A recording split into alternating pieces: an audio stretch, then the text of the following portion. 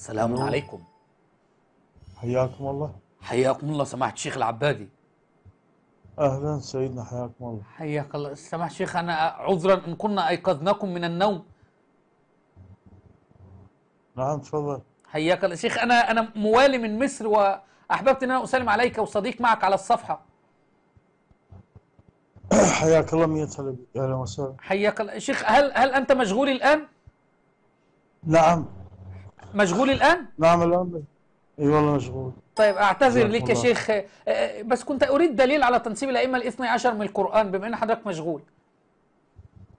اي والله ان شاء الله من يصير مجال. والله في مجال الآن، قول لي بس الآية كذا أقرأها الآن، لأن والله معي الآن الناس جالسة معايا وكانوا ينتظرون من حضرتك الإجابة والله. ففي آية في القرآن الكريم على تنسيب الأئمة الاثني عشر. والله اعتذر ممكن تستعين باي شخص أستعين اخر يعني. بصديق؟ أستعين بصديق؟ نعم. ليه يا شيخ، هو أنت جوزك استعين باي قرضحي؟ شخص لا أنا عايز من حاليا. حضرتك دليل يا سماحة الشيخ، يعني لو في دليل من القرآن على تنسيب الأئمة، أصل كده يا شيخ حاليا أبناء العامة حاليا كده مشغول بيقولوا عليه، لنا جزاكم أنتوا لا الله يوجد خير، عندكم جزاكم الله. أدلة. أفا سكر. نعمل معاكم إيه يا معمم الشيعة؟ نعمل معاكم حاليا لا.